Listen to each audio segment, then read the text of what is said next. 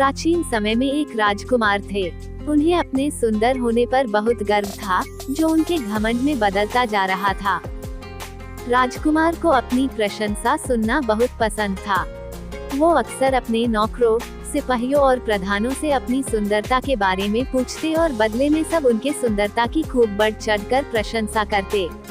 एक बार राजकुमार ने दूसरे राज्य से अपने राज्य में आए प्रवासियों से पूछा कि क्या उन्होंने किसी और राज्य में उनसे ज्यादा सुंदर पुरुष देखा है। प्रवासी जानते थे कि राजकुमार को अपनी प्रशंसा सुनना कितना अच्छा लगता है। वैसे सच में राजकुमार देखने में बहुत सुंदर थे, लेकिन उन प्रवासियों ने उन्हें खुश करने के लिए उनकी कुछ ज्यादा ही प्रशंसा कर दी। प्रवासियों ने कहा कि उन्होंने अपने राज्य में तो क्या किसी भी राज्य में उनके जितना ज्यादा सुंदर पुरुष नहीं देखा है। उन्होंने यहाँ तक कह दिया कि शायद वह भगवान जितने सुंदर है। राजकुमार अपनी इतनी ज्यादा प्रशंसा सुनकर बहुत खुश हुए और अब वो हर प्रवासी से अपनी तारीफ सुनना चाहते थे। एक बार उनके राज्य में एक साधु आए। राजकुमार ने उन्हें भी अपने दरबार में बुलाया और वही सवाल पूछा। साधु ने राजकुमार से कहा, हाँ, उन्होंने सुबह उनसे भी ज्यादा सुंदर पुरुष देखा है। सभी साधु की बात सुनकर हैरान थे। राजकुमार ने साधु से पूछा, कौन है वो पुरुष? साधु ने कहा, सुबह मैंने आपको देखा था, तब आप अभी से ज्यादा सुंदर थे। साधु की बात सुनकर सभी दंग थे। राजकुमार ने अपने सेवकों से पूछा कि क्या वो अभी सुबह से कम सुंदर नजर आ रहे हैं। सेवकों ने कहा, उन्हें तो वो उतने ही सुंदर दिख रहे हैं।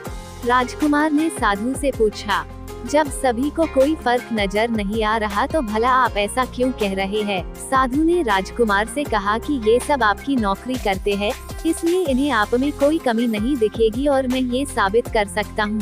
साधु ने एक कटोरे में पानी मंगवाया और राजकुमार के कुछ सेवकों को दिखाया और उन्हें बाहर जाने के लिए कहा। फिर साधु ने उस पानी के कटोरे से एक चम्मच पानी निकाला और फेंक दिया।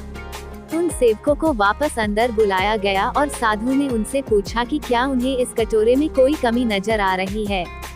सभी सेवकों ने ठीक से निरीक्षण किया और बोले कि उन्हें उस कटोरे में कोई कमी नजर नहीं आ रही। इस प्रयोग ने राजकुमार की आंखें खोल दी।